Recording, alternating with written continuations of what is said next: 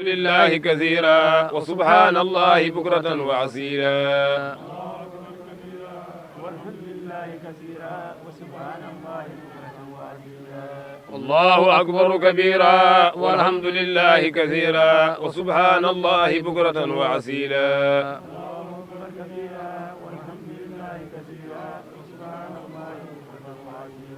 الله أكبر كبيرا والحمد لله كثيرا وسبحان الله بكرة وأصيلا.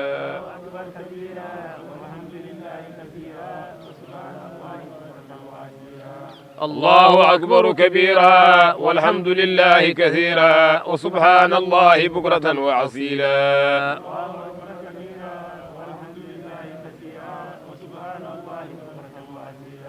الله أكبر كبيرا والحمد لله كثيرا وسبحان الله بكرة وأصيلا.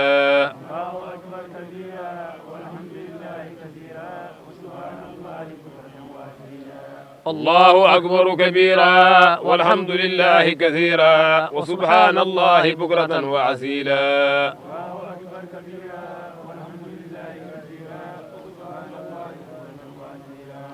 الله أكبر كبيرا والحمد لله كثيرا وسبحان الله بكرة وأصيلا.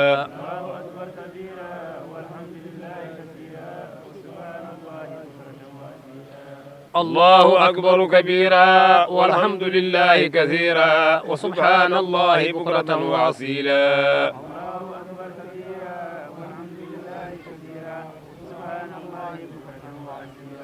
الله أكبر كبيرا والحمد لله كثيرا وسبحان الله بكرة وأصيلا.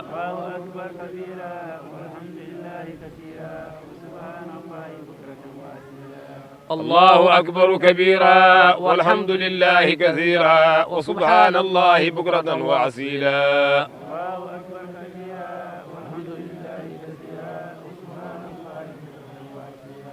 الله أكبر كبيرا والحمد لله كثيرا وسبحان الله بكرة وأصيلا.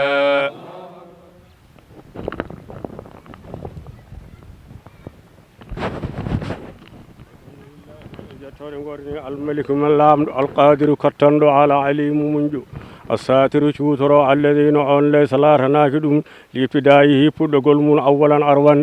الله على فد ولا لانتهائه على كرند وهادي آخره وتندمك kanko Allah jomirawo subhanahu wa ta'ala wiide ko ɗo Allah fuɗɗi ɗum kam ala wiide kadi ɗo haaɗi ɗum de kadi ala subhanahu sanade wodanimo wa ta'ala o towi o wona kanko almaliku kanko woni jeyɗo algadiru kattanɗo wasadu mbeɗa seedi an ko woni la ilaha dawireɗo Allah illallahu sowna kanko jomirawo subhanahu wa ta'ala wahdahu kañum tan la sarika lahu dendidiɗo alanamo suba sahada tan ceedegol tun ƴingol ina danda gayiluha biɗum min alhawle kulhule almaqadiri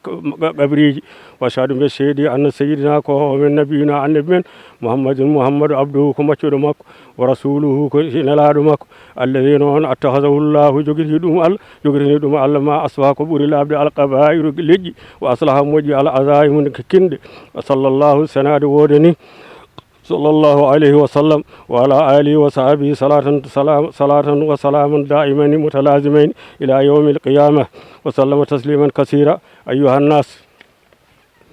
moɗon yi inna yawmukum oɗo ñalawma de hada ko yawmu ñalawma azimun mawɗo yawmu ñalawma azimun mawɗo wo iidun ko iidi karimun tedduɗo ahallallahu allah daganimum lakum fihi e ñalawma hede adɗa amu ñamde wa harramo harmini aleyko domon fihi hande asiyamu horde wa hatamo timminiri fi bihi e ñalawma he asahru lewru almukarram teddunudo o ko lewru ko teddunudo dow timmini ɗum wa aftahu udditani bihi e udditi bihi e lewru he ñalawma handede suhuru lebbi alhajji baytillahi alharam ñalawma tedduɗo suudu Allah teddunɗo o wona ɗum de yawmum ko ñalawma handede ko yawmum ko ñalawma tasbihun cubikingol wa tahmidun e jettugol wa tahlilun e innugol Allah wa ta'zimun fode ko mawninde Allah wa tasbiji ɗum fode ko yettude Allah sabbihu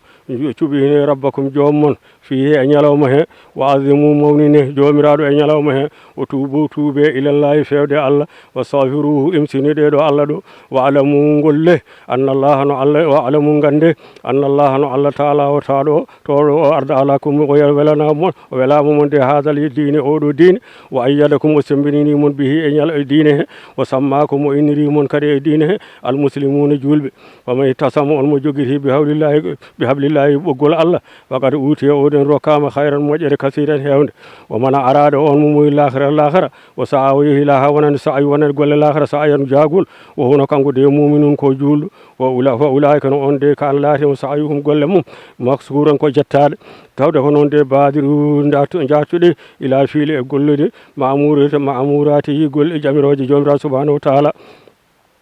alletino ɗen de awjaba haade o waɗini e meɗen wole ɗen noon omo haala wa akharuju jaltine sadaka tan muddi sadaka tan sadara alfidri tajgol hande hono muddi hoore wattahidu tinnoɗe fi ikhrajiha e jaltingol ngol waltakun laara noon ko yaltintego min haasi koko laaɓi amwalukum jawɗele mum taw ko jawɗele laaɓɗe wona gujjade mbaɗen jooɗe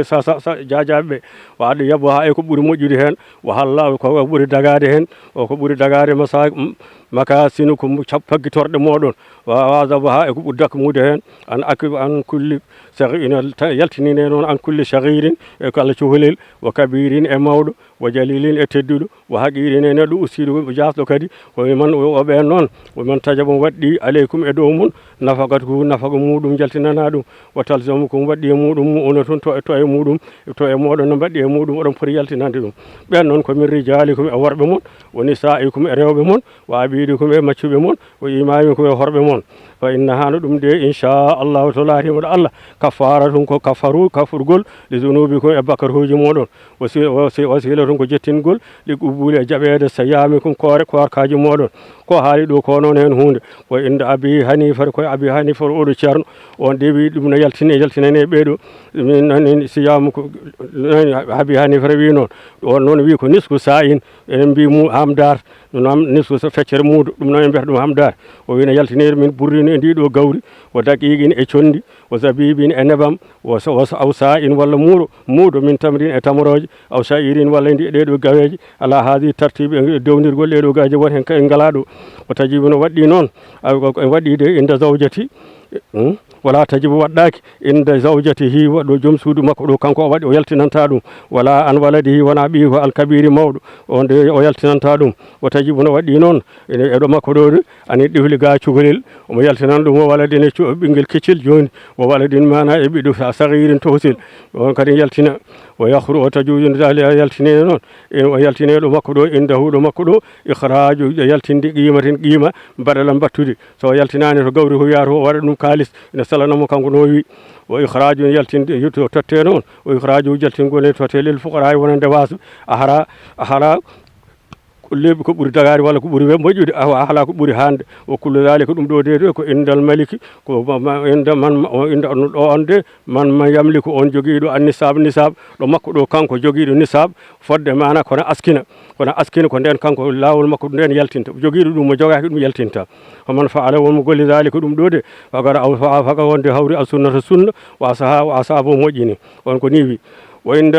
himmati salasari hohoɓe tato heddiɓe ɓe hono maliki hambali yo safi e maliki hono ceero men ɓe mbi asalatu ɓeɗo ɓe ndi yuhri ne yaltina asahsu neɗɗo annafsi neɗɗo yaltinan hoore mum o amman man talzamu hon waɗɗi ɗum an nafaga lahu wonande mum omo jogui ɗo gonduɗa e mawɗum e maɗa e galle ma nafaga mum fof fayi koye douma aɗa totta aɗa waɗa yaltina ɗum muddo hoore min waladin e ɓiɗɗo o hadamin e mbindan o zawjati e cuddiɗo in kana tawi laatima ɓe mabɓe ɗo kamɓe noon fadlan tawno ɓurti an ɓuuti yawmin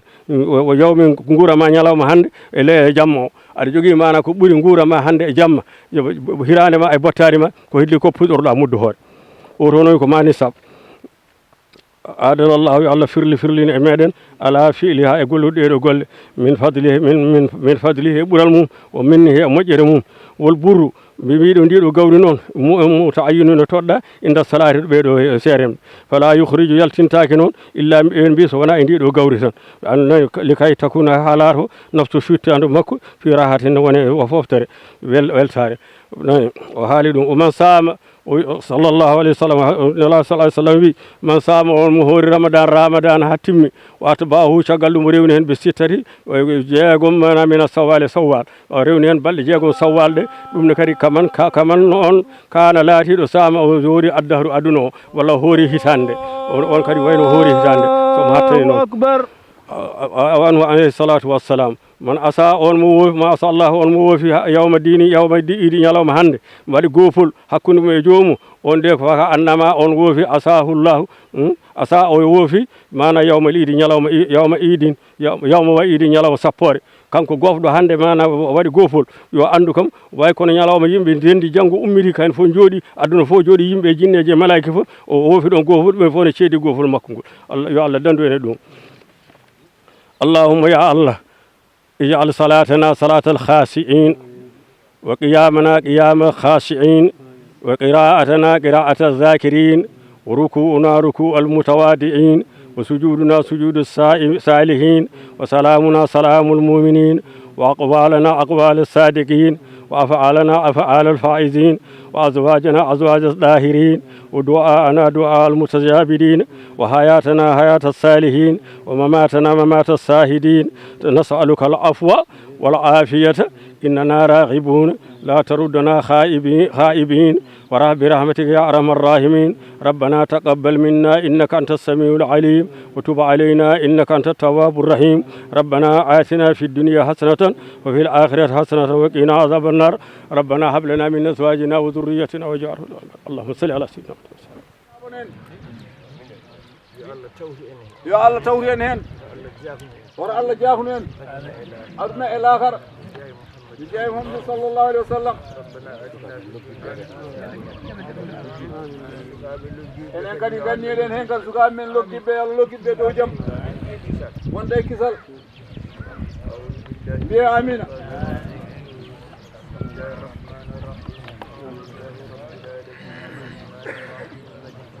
آمين إياك نعبد وإياك نستعين آمين الصراط المستقيم صراط الذين أنعمت عليهم آمين اللهم صل على سيدنا محمد الفاتح لما أغلق والخاتم لما سبق ناصر الحق بالحق آمين والهادي إلى صراطك المستقيم وعلى آله حق قدره ومقداره العظيم آمين ربنا آتنا في الدنيا حسنة وفي الآخرة حسنة وقنا عذاب النار آمين آمين ربنا لا تزغ قلوبنا بعد إذ هديتنا وهب لنا من لدنك رحمة إنك أنت الوهاب آمين ربنا هب لنا من أزواجنا وذرياتنا قرة أعين واجعلنا للمتقين إماما آمين اللهم رد عنا ردا لا سخط بعده أبدا واجعلنا من عبادك الصالحين الذين لا خوف عليهم ولا هم يحزنون آمين يا رب بالمصطفى بلغ مقاصدنا واغفر لنا ما مضى يا واسع الكرم آمين أبياتها قد أتت 60 مع 100 فرج بها كربنا يا واسع الكرم آمين بجاه محمد صلى الله عليه وسلم آمين اللهم صل على سيدنا محمد الفاتح لما أغلق والخاتم لما سبق ناصر الحق بالحق آمين آمين وعلى آله حق قدره ومقداره آمين لا تنجينا آمين آمين الحاجات آمين تبحرنا بها من جميع السيئات آمين ترفعنا بها عندك أعلى درجات آمين تبلغنا بها أقصى الغاية من جميع الخيرات آمين بعد الممات آمين صلاة تجعلنا بها من يضاف عليهم بآنية من فضة قدها تكبيرا ويسقون فيها كاسا كان مزاجها زنجبيلا آمين عينا فيها تسمى سلسبيلا آمين صلاة الفاتح صلاة الفاتح والهادي yalla ken tawɗo saw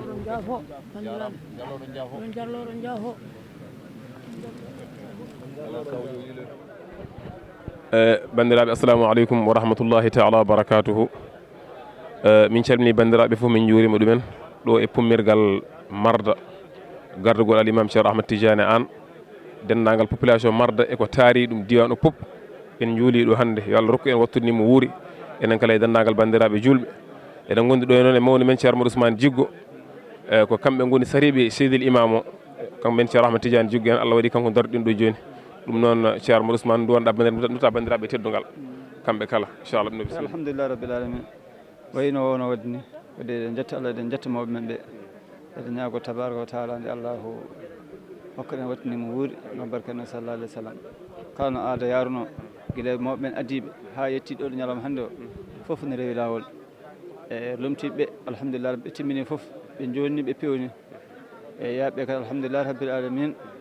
nimtara ko gonto eɗen duwanoɓe yo Allah moƴƴanɓe fof timmi en dunimaɓe heddiɓe kadi yo Allah juutnu gurnameje gam barke nabi sallallah alih w sallam en jii ceerno mbaɗa lajja wonko yewtuɗo joni joni yewtere wande fayida kadi ko ɗum wasu kadi wonko ɗum tindinta ko haali fof e kanko kam noon tan aada yaari kala hitaɗo yimɓe jooɗi o yimɓe dutta e Allah o tendina sukaɓe o tindina mawɓe ha tengte kadi sukaɓe almuɓe o rentiniɓe o jertiniɓe kadi o tindini foof eɗen ñagonoma Allah han balɗe juutɗe e moƴƴude battane gam barke nabi sallallah alih w sallam Allah heddaɓe ɗo ko juuti nde wonno so heddaɗeɓe ɗo ko nafoore men enen foof e yimɓe ɓe ganduɗa horma janggo ñalawma ko tinnoɓe ko jertinoɓe ɓe ñaganta yo Allah junnu gurnameje gam barke nabi sallallah alih w sallam anna weltanama no fewi Allah yi darde ma an guila e fate diino ko fate wuuro ka katante hen ka ballo hen ka jinggo hen e alhamdulillah amin jettuma noon ka faaro amen faaro almudagal ha tengte minen sukaɓe ka faaro amin jettuma no fewi no fewi no fewi amin jotta kadi Sowa TV e dendagal wallidiɓe e golle ɗe kala keeɓe gara ɓe ummiɗo ko ha Dakar ɓe gari filmude ko fate pommirgal ngal ɗum noon ko ɓeydare no fewi amin duwanoɓe amin duwano dendagal ɓesguru ngo foof wasa assalamu aleykum wa rahmatullahi taala wa barakatuh machallah waleykum salam ceerno Modou Ousmane Djiggo yo Allah yo moƴƴere anne ko ɗumin mbini kadi so tawi min coynoma ɗo ko welanmi wonande amen no fewi saabu amin ñaago amin gandi fodde darde ma e fodde gandal ma e yankinare ma e gueɗal ma ɗum noon amin ñagono moon onon yo Allah rokku on gonon lomtoji moƴƴi min ndewara caggal moon noon ceerno Ahmed Tidiane Djiggo en jippummirgal ngal hannde ko ɗo e marda gonnoɗen no yaari ni ha e konnguli battidiɗi ceerno Madalaji ko yewtude ɗo ko ceerno Modou Ousmane ari hen ko heewi anne yama taw won miijo joguiɗa hen ko poɗɗa wasiyade bandiraɓe wonde bandiraɓe ceerno alhamdulillah rabbil alamin Allah jarama kadi en jarama ko adi foof comme yimɓe fof eɗen jerlodira eɗen jafodira yo Allah yerlo en yaafo en gam barke annabi o sallllahu alih w sallam mawɓe kadi kaali mawniraɗo o kadi waɗi hen taaliq ko waɗi hen ko kadi yoni kala joom miijo walla joom haqqille walla rokki basar walla basira so hettima ko mawɓe kaali ko hettima kadi taaliq mo mawniraɗo o waɗi hen o timmi kadi moƴƴi fewi heddi ko enen sukaɓe yo Allah rokku en rewdirde nangodirde e famodirde fodde kadi ko tawroɗen e diwan men he ko won en ji jamaji uddaɗi en ji jumaji uddaɗi foof saabu alma magal kono alhamdulillah rabbil alamin wuuro ngo guila garɗen hen enen kam duuɓi 42 ko nanɗen mawɓe men ha yetti joni a wiyata neɗɗo yo ar almo salo ko ɗum jiiɗen ɗo sukaɓe ne kadi wiyata goto mabɓe ar rewa e mawɗo o toppito ko mawɗo o waɗata ko sukaɓe calo foof ko sukaɓe jogade hurum e mawɓe jogade ɓe juurum kamɓe e sukaɓe ɗum noon alhamdulillah rabbil alamin ko tawnoɗen ɗo mawɓe ne goni hen ko ha yette men enen génération o ala ko bonata kono hoto Allah bonnu hoto bon kadi law yo Allah ken nangodirde e famodirde eɗa pawɗen juuɗe men ɗo eɗa pawɗen guite men ɗo eɗa pawɗen koyɗe men ɗo sen jaggodiri honnen toon so Allah jaaɓi Allah ko moƴƴo yo Allah yonte hen barka nabi sallallahu alih w sallam en jetta Allah noon en jetta mawniraɗo o kala ko faati génération sukaɓe o dewal muɗum Allah e pewgol muɗum e tinnoji mum foof ne e juuɗe Allah ne e juuɗe makko omo tindini omo walli kadi omo waaji enen sukaɓe ene kadi Allah jarama en jarama Sowa TV alhamdulillah rabbil alamin ko Sowa TV wonno oɗon mbawno wadde Marda TV en jii mune foof waɗi askitini télé mum e wuuro mumen enen noon tawno kadi ken yaajɓe ken yaajaɓe alhamdulillah rabbil alamin ƴetten ko diwan o foof mbaɗ innirɗen ɗum yo Allah yoɓe moƴƴere noon saabu nden yaajani e nden e ngol gawgol ngol gawɗon ha yettiɗo enen yo Allah awan en ko yaaji gam barka nabi sallallahu alih w sallam yo Allah won ballo yo Allah won ballo barka nabi sallallahu alih w sallam wattude hen tan eɓe jogui kadi invité dendagal kadi jokli ɗi foof le 10 janvier inchallah le 10 juin inchallah wadde anniversaire fedde nde ɗo nde ganduɗa Sowa TV kamɓe jeeyi oɗo média aɓe ñagane yo Allah rokku ɗum wonta téléji ha yaaja ko ɓuural ko sukaɓe dariɓe inchallah amin ñagono ɗum ceerlaji noon duwanɗaɓe inchallah أعوذ بالله من الشيطان الرجيم بسم الله الرحمن الرحيم الحمد لله رب العالمين الرحمن الرحيم مالك يوم الدين إياك نعبد وإياك نستعين اهدنا الصراط المستقيم صراط الذين أنعمت عليهم غير المغضوب عليهم ولا الضالين ربنا آتنا في الدنيا حسنة وفي الآخرة حسنة وقنا عذاب النار ربنا لا تزغ قلوبنا بعد إذ هديتنا وهب لنا من لدنك رحمة إنك أنت الوهاب يا رب بالمصطفى بلغ مقاصدنا واغفر لنا ما مضى يا واسع الكرم سبحان ربك رب العزة عما يصفون وسلام على المرسلين والحمد لله رب العالمين. آمين يا رب العالمين.